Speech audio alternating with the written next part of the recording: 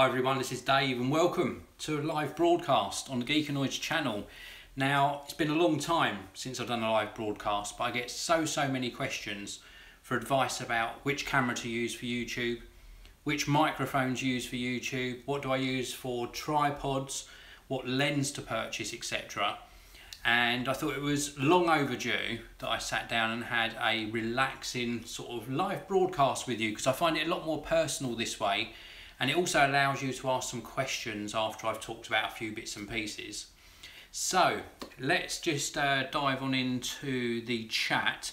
If you give me any feedback at all that the broadcast is looking good, this is all live for you today. And do feel free to use the chat system whenever you are ready. So you can obviously leave me some questions. So I can see you here in the chat. Hello to Techroids. Hi to new channel in NOV, and hello to Jeremy. Hi, thank you very much for tuning in. I really do appreciate it. So I'm going to start off just by talking a little bit about the cameras I've used in the past and how I moved on to using sort of higher end cameras. But also I want to talk to you about the fact that you don't really need to spend a lot of money to get started on YouTube. And I've got some really sort of real world examples of this, mistakes that I've made. It's still a learning process for me, even today. I've been doing this for 10 years and I still learn something every single day. Just yesterday, in fact, I sort of started working at 6 AM.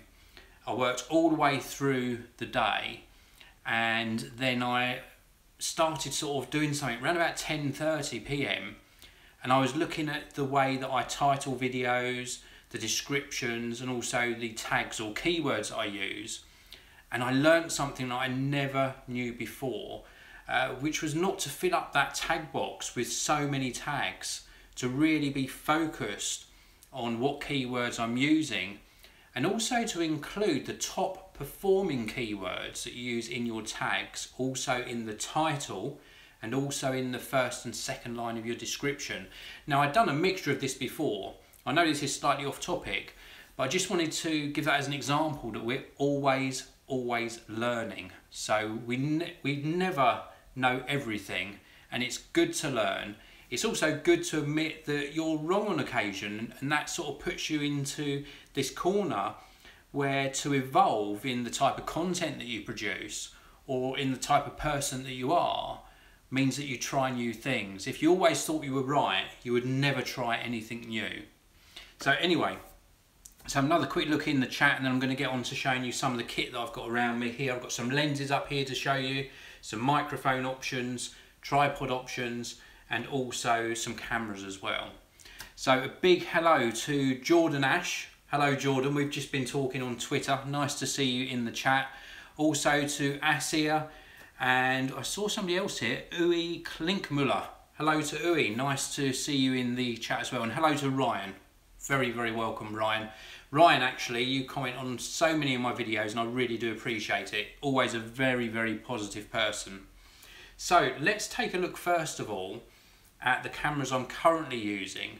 Now, a bit of background about me first is I do commercial videos as well. So I do projects that involve video work and photography that don't appear on YouTube. So what I'm talking about here are the cameras that I'm using for my YouTube videos. Now, the first one I want to show you is this. This is a Panasonic camera. It's the Panasonic Lumix G80. The reason this is a great camera is it records 4K video. It's also got a flippy tilty screen if you need that. It has also got a little cover on the side where you can plug in a microphone, and it also takes micro four thirds lenses. It's a nice compact camera as well. Reasonable battery life, not fantastic battery life, but the sort of highlights that make this a good camera for YouTube are the 4K footage, which a lot of people sort of think is really high up there on the shopping list, but I'll come on to that later on. Also the flippy screen, which is a big selling point for making it great for YouTube, and also the internal microphone. Interchangeable lens is great as well. A lot of people really think they need an interchangeable lens camera, but sometimes they find that they buy it with the kit lens and then they never buy another lens again. Now I'm sort of 10 years, almost 11 years into my YouTube career, and I find that I do switch lenses for different things, so that's why that's a very important thing for me. But some people might be just as well off buying a bridge camera, which has got a long zoom range lens built in and still the microphone input and the tilty flippy screen. But it is nice to have that flexibility of changing lenses if you want something that's a little bit more future-proofed.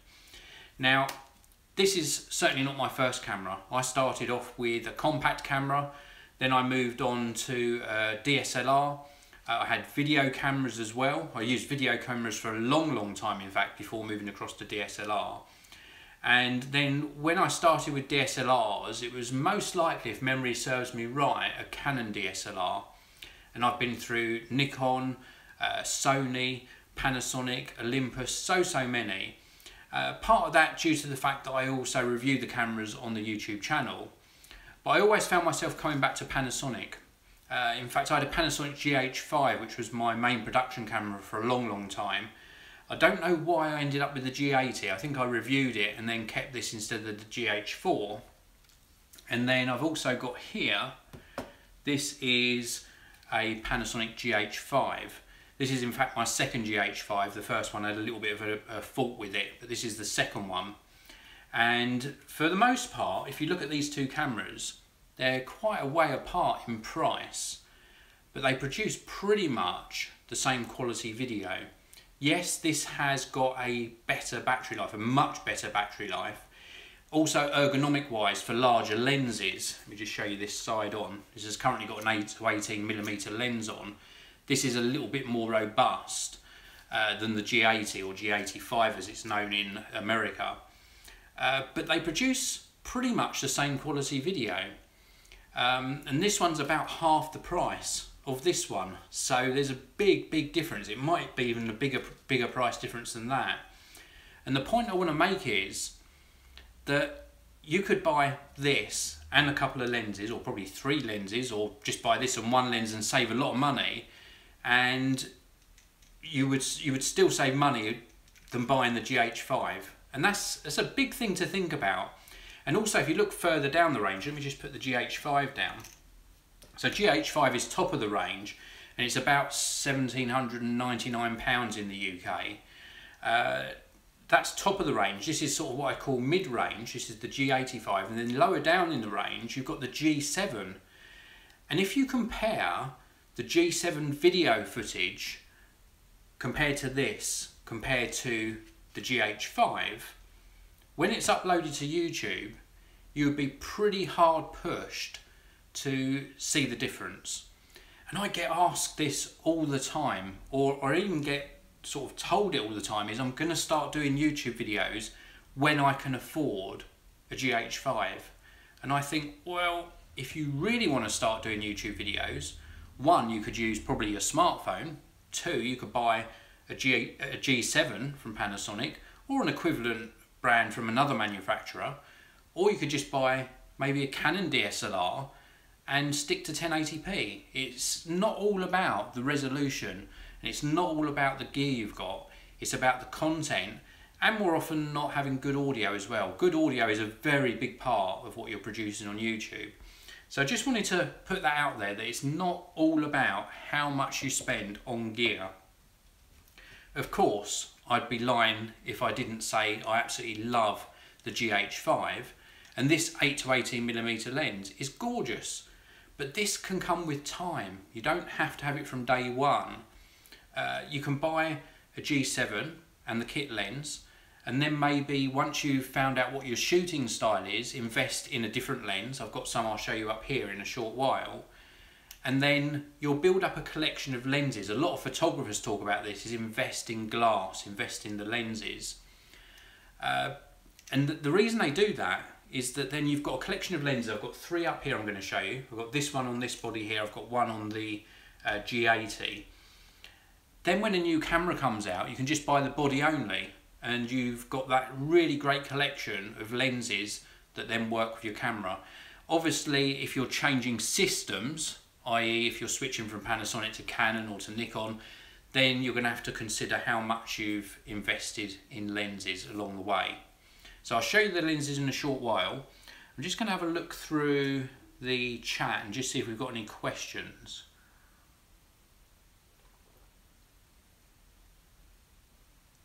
So Asia asks, what's the price? I'm not sure the current price of the G80. I think the G80 for the body only is round about sort of £700–800. It might be a little bit cheaper than that. And then the Panasonic GH5, I think the cheapest you'll find this is round about the £1,700 to £1,800 mark. Might be a little bit cheaper than that, a little bit more, but round about that sort of price. Jordan Ash says, really want to try the GH5. My GH4 has been a real workhorse. Well, you've got a great camera in the GH4, Jordan.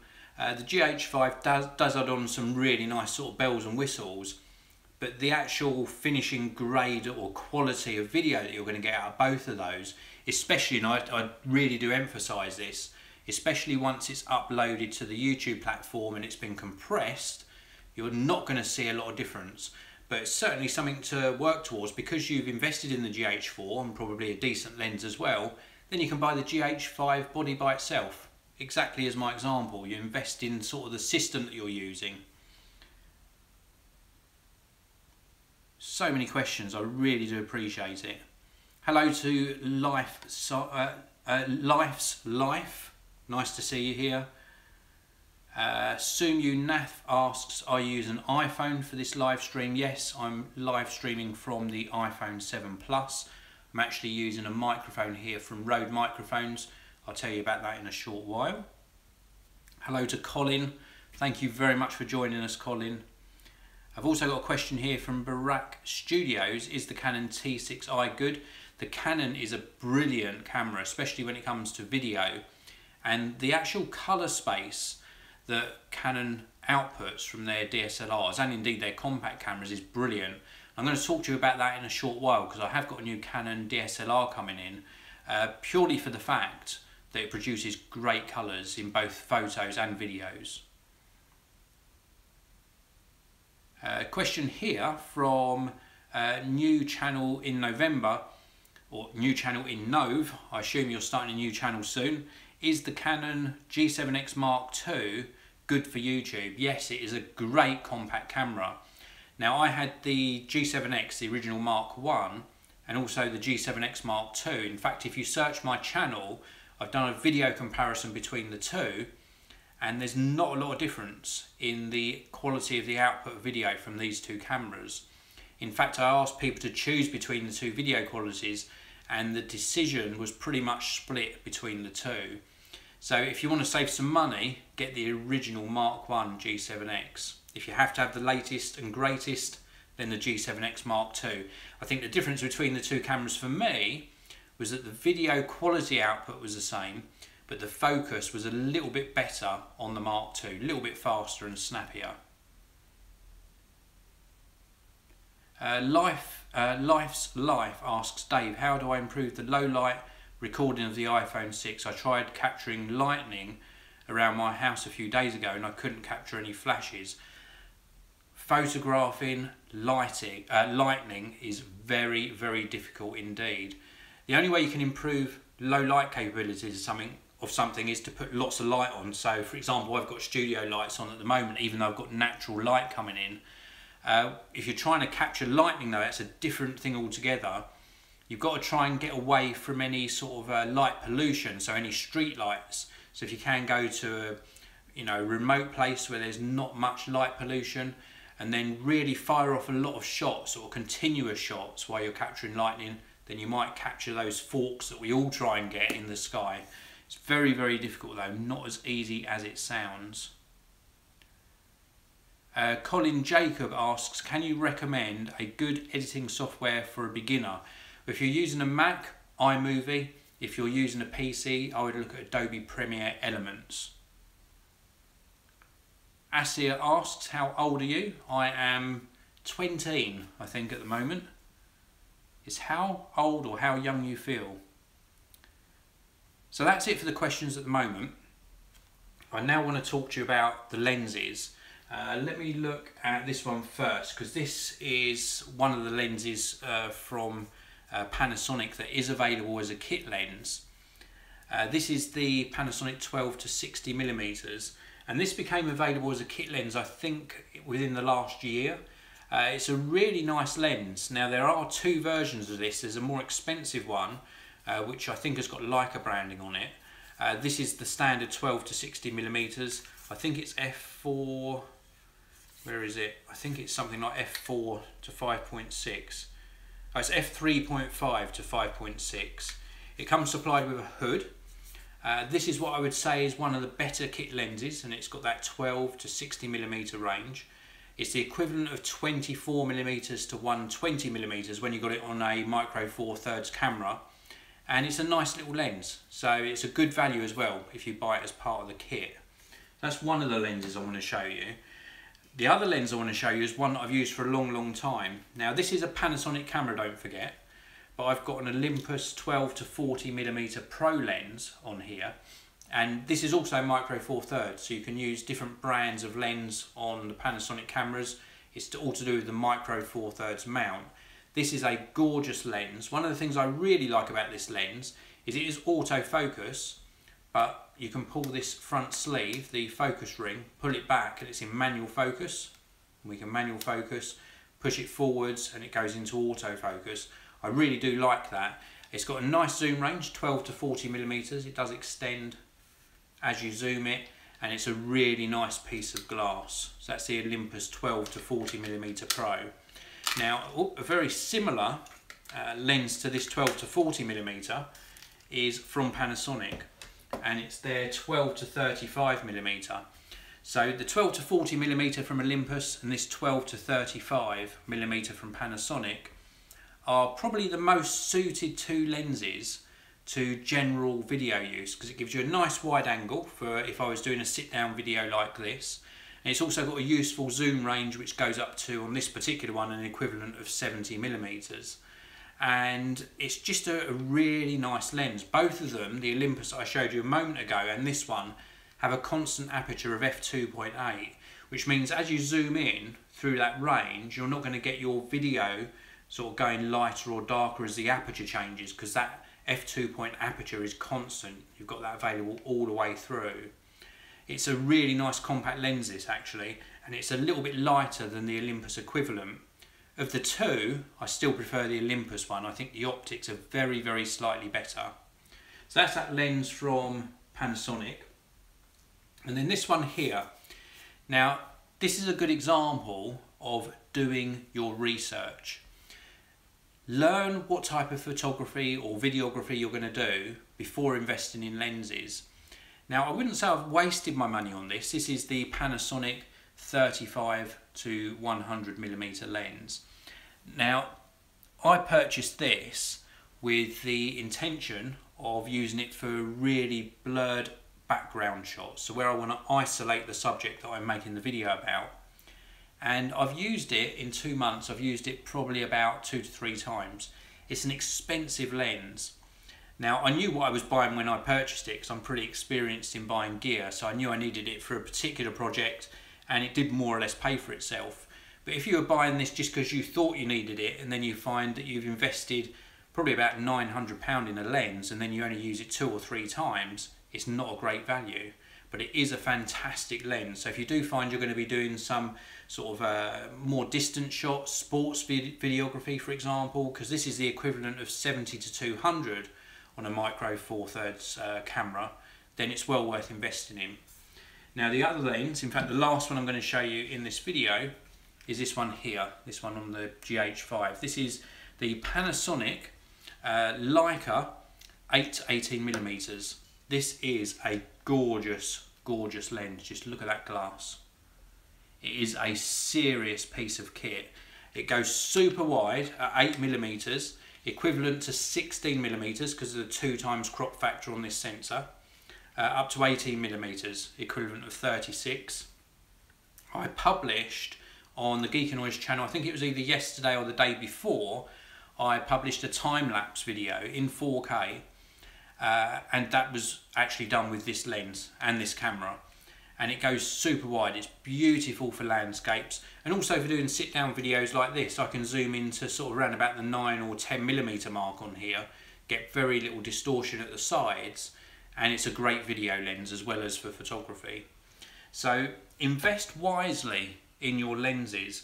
Of all of those lenses I showed you, my most used lens is the 12 to 40mm Olympus, closely followed up by the 12 to 35 from Panasonic, and then the 8 to 18mm lens. And that's because of the style of videos that I do.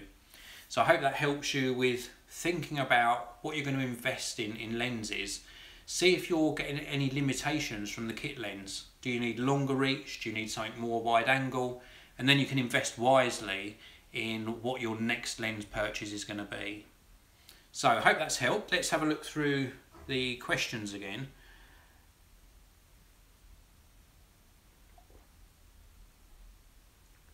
Hello to Logang Paulers, nice to see you here. IT management, is that a cat beside you? I'll be talking about that in a short while. Colin Jacob, can you suggest a good phone under £500? I'd probably be looking at the iPhone 7 actually, if you could probably find a good deal on that nowadays. Or 6S. Or actually, if you want a good camera, a good smartphone that actually takes really good photos and videos as well, under £500, the LG G6, I've seen that for around about £450 now, and I had that into test, and it's a gorgeous, gorgeous smartphone.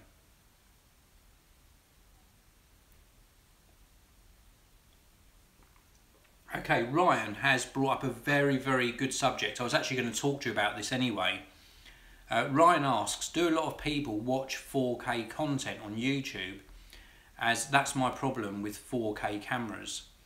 Well, the two cameras I've shown you here are capable of capturing 4K video. And I switched over to producing 4K video on the Geekanoids channel probably about 2, maybe 3 years ago. And it was great. I waited quite a long time actually before making that switch, because of course to edit 4K video you need a decent computer. It also takes up a lot more storage and a lot more bandwidth for uploading as well. And it took me a long time to switch. But the point I want to make here is twofold in fact. I would think it was probably about 6 or 7 months ago, I want to say, on the Geekanoids channel I started uploading again in 1080p, 60 frames per second. I had one person notice. So, and I carried that on for probably about 3 to 4 weeks, and one person said, why are you not uploading in 4K anymore? And I thought that was really telling of how many people actually switch the resolution on YouTube from 1080 up to 4K. And the second example I want to leave you with, or actually I'm going to give you 3, but the second one is I shoot commercial videos as well. So this is like for businesses that employ my services, and I make demonstration videos for them. And on quite a few of the meetings I go to, when I'm pitching for the work, I will say I can deliver the video to you in 4K. And the amount of blank stares I get as to what's 4K? What do you mean? 4K resolution? Why would we want 4K resolution? And why would we want that higher resolution when all we're going to do is upload it to YouTube or to our website, for example? And it's very true. People don't need 4K videos a lot. I think the only benefit really of having 4K video is for if you're going to be watching it on a large screen television. So if you're going to be delivering it to sort of the movie world, for example, then yes, 4K is very, very important nowadays. Or indeed, if you're going to be shooting in 4K and then using that to then downscale to 1080, and then of course you can zoom in without any discernible loss in quality. So that's got a really good benefit. And then the third reason is how most people are watching this content. A lot of people don't want to use up all of their bandwidth watching a 4K video that's then been compressed and uploaded to YouTube. Yes, it does look better. Yes, it is crisper. Yes, it is a nicer experience if you've got a 4K monitor, but I think a big percentage of the type of content we're watching doesn't need 4K. And I mentioned to you about having a new Canon DSLR coming into the studio very soon, primarily to do a video review of, but also because I love the Canon colours, and it's a Canon EOS 77D, and I wanted to get one of these in just to compare to my 80D, and also to upload some videos to share the quality with you, and also because it's a great value camera. And the whole kit I've got coming in consists of the camera itself and I think 3 lenses, and it's coming in at around about the £1,000 mark, which is amazing. That's a complete setup for £1,000 that you can use to produce amazing quality video. You don't need 4K, it's nice. It definitely is the future. Maybe if I'm doing a live stream like this in 2 or 3 years time, I'll be saying something completely different.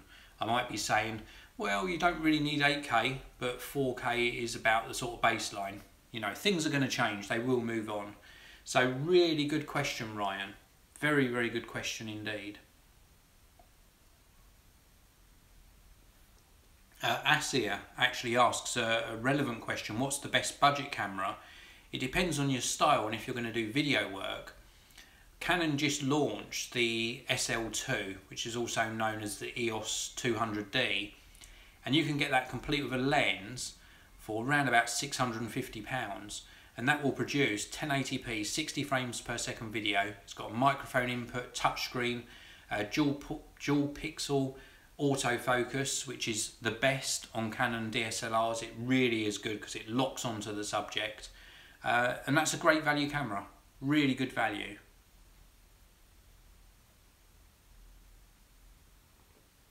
Life's life. How much water do I drink a day? I probably drink, because it's only water that counts apparently, I have about 1 cup of tea a day, normal tea, and then I have about 5 or 6 cups of green tea, but it's only water that counts when it comes to hydration, and I probably have about 9 or 10 glasses about this size, so I think that's plenty. Probably should drink more, everyone should drink more. And don't put it next to your laptop like I've just done. Do not do that. Some really great questions. Asir also asks, what's the best 4K camera for a low budget? I would really be looking at that Panasonic G7. A new channel in NOV asks, is it worth getting the Canon 70D when I have the G7X Mark II now? It depends. It gives you that microphone input. In fact, I would go for the 7070 because that gives you some really nice features, and I think it's more video oriented as well. I probably said completely the wrong thing there, because the 70D did have the dual pixel autofocus in it and the microphone input. So I think the 7070 just gives you a slightly lighter package. I think it gave you another feature, because I was looking at this earlier today. Digic 7 processor, so a little bit better in low light possibly, but very much similar cameras, and including the 80D, a little bit more robust, the 80D, but the 7070 is a little bit lighter package as well, so it's going to save some weight if you're carrying it around, sort of holding it in front of you. If you're doing the old vlogging, this sort of style, then I think the 7070 is a little bit lighter than the 70D. G7X Mark II is great though, because it's so compact. It just depends if you want that bigger sensor and that step up in quality.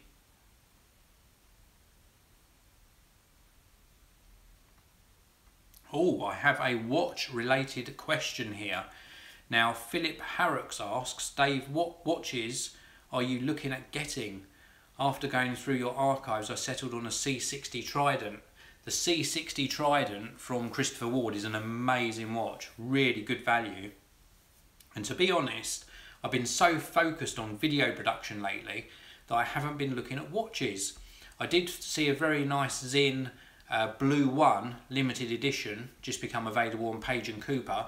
That was very, very tempting. In fact, that was earlier today. But I haven't been seeking out watches just purely because I've been so busy on other projects. Ryan says, have you had any bad experience with camera brands customer service? Camera brands customer service? No, I haven't really. And I think that's because I haven't had to deal with the actual brands. I've always dealt with very reputable retailers. The two highlights for me for actually purchasing cameras are Park cameras and Clifton cameras. Clifton cameras have been supplying me with things like this and the GH5, and they do an amazing job on their packaging. In fact, if they're watching this, they know why I'm smiling. Always a surprise. Question from Velimir Turk. Do you still have your BMW and are you happy with the car? Wow, you've opened a can of worms there, definitely. The BMW, I am still happy with the car. We do have two BMWs, and one is mine, one is my wife's, and we're happy with the cars, but not happy with the service. Very, very unhappy with the service. On the last 3 occasions we've had service with BMW, 2 for me, 1 for my wife, we've not been happy. The BMW that I drive, I've always had a problem with the diagnosis fee and them trying to charge me then a different price to what was originally quoted, and it frustrates me no end because I'm always upfront with people, I'm always open and honest, and I expect the same from any brand, whether it's a luxury brand or a regular brand. I expect honesty and transparency, and that hasn't happened with BMW. And in fact, with my wife's car, it went in for service and it came back with the number plate and part of the bumper that holds the number plate hanging off the car. And when challenged about it, they knew about it and said they'd marked it on the worksheet, but it wasn't covered by the warranty. And this is a car that we'd purchased 3 months earlier. That is really very, very bad indeed. It was rectified, so credit to them, they did rectify it, but the whole thing shouldn't have happened. That shouldn't happen at all, and it's just the way things are handled. I will still buy another BMW, but I will probably try a different dealer. Just saying. So there you go. These things, you remember these things. I don't like being mucked around, especially when it involves spending money for a good service.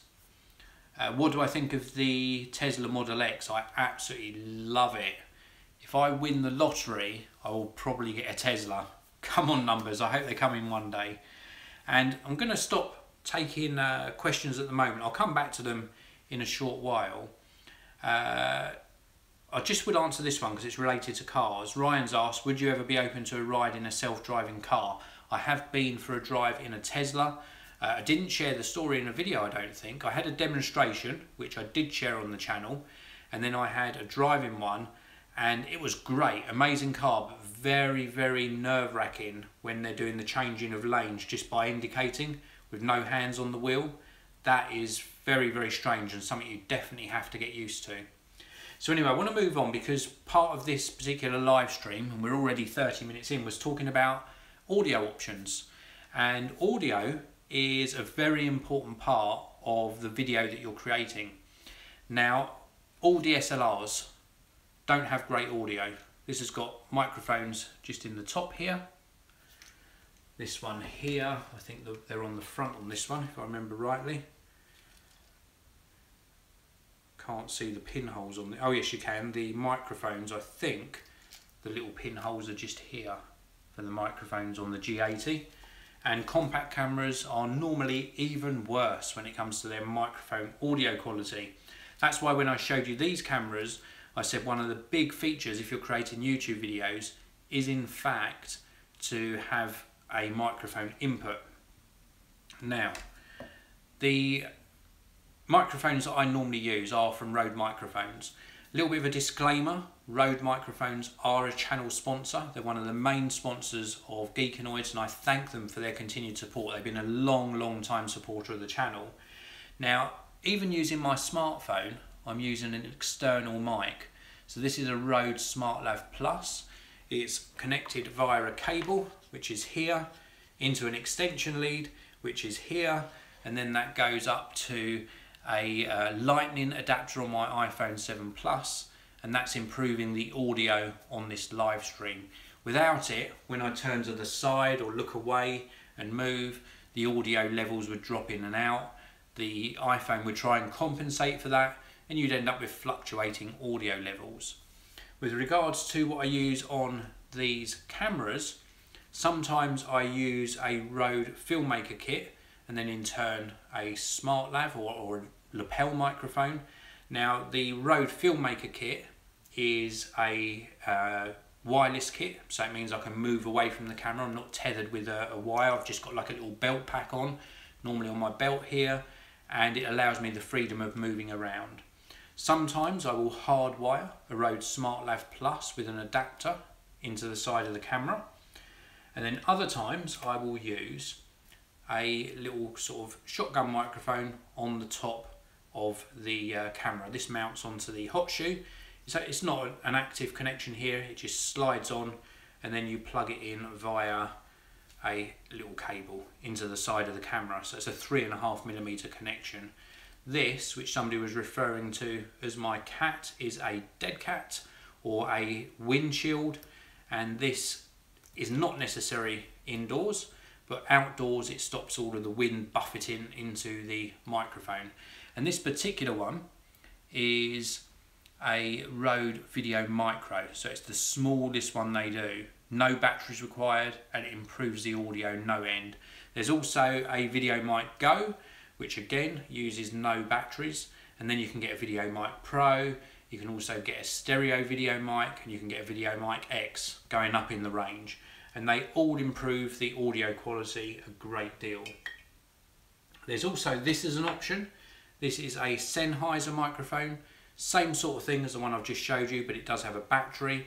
It also has a low cut filter and also a gain switch, and it goes onto the hot shoe again and then plugs in via the 3.5mm audio jack. And this is the Sennheiser Mke 440. A little bit of a different configuration in the fact that you've got two separate mic modules in this sort of stereo configuration, and it sounds really good as well. And then last but not least, and this is just for the Panasonic cameras, they do these sort of adapters, and this takes things up to another level again. This goes onto the hot shoe and it's got like an active connection on the top, and then on this side here, if I just undo this, we've got two XLR inputs on the side, and then you can put a microphone on top, for example, or mount it off camera somewhere, and you've got all of your audio controls on here as well. And what all of these options allow you to do is turn down the audio gain on your camera, turn up the audio gain on a better quality microphone until you get your audio levels right, and you get cleaner audio. Now this little adapter here, I forget the model number, it's something like a DMW XLR1. So that's the model number of that, DMW XLR1.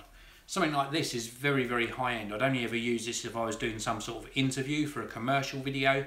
It gets very little use, so not great value for money for the type of videos that I do.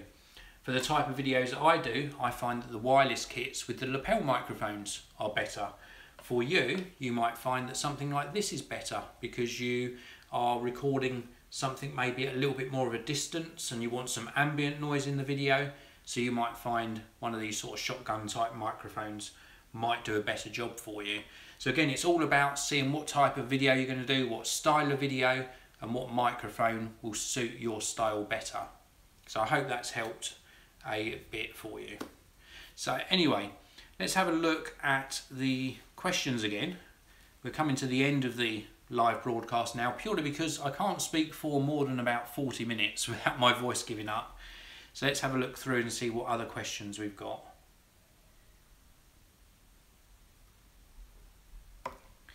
Raymond Moore asks, Aps-C camera or Micro Four Thirds camera, which is better for video? Well, there's very little in it. The Aps-C size sensor is going to give you a little bit better depth of field, so you can isolate your subject better. But between the two, I found that my Micro Four Thirds cameras, if used correctly, with good lighting, these produce equally as good video as an Aps-C size censored camera. A lot will argue that this isn't a big enough sensor. If it wasn't a big enough sensor, then there wouldn't be so many people using GH5s for video production, to put it bluntly. If I had the choice, I wish this had a larger sensor, of course I do, but it's all about the lens, the lighting, setting up your scene better, and great quality audio, of course, to go alongside the video. Next question comes from Asir. Which camera will be best for portrait? it's a really difficult question to answer because it depends on your budget, what you're going to spend on lenses as well as a whole budget, and whether you're taking portraits in a studio situation or on location, etc, etc.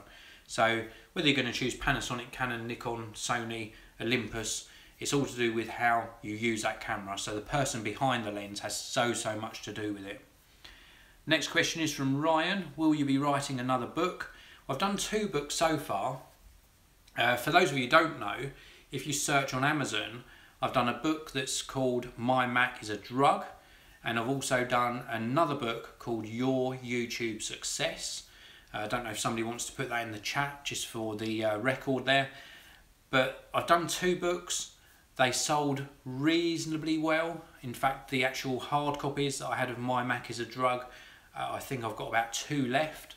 So that was really good. And will I do another one? Maybe. Let's just say maybe. The My Mac is a Drug book actually is in its 2nd edition. So I did do a revision to that one because I had some updates to make.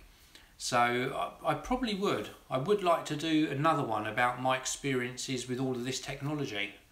You know, whether it's really detracted from our social interaction, maybe that sort of subject matter. So it's a possibility, never say never. And let's see if we've got any more questions. I think that is pretty much it. So thank you very much to everyone for tuning into the live broadcast. I really do appreciate it. I appreciate each and every one of you, because when I look back through my videos every day, I check the comments, for example, and seeing the interaction there is what keeps me making videos. I love sharing my knowledge about technology, cameras, love cameras. I'm so addicted to the gear. Of course, smartphones are a big part of my life as well.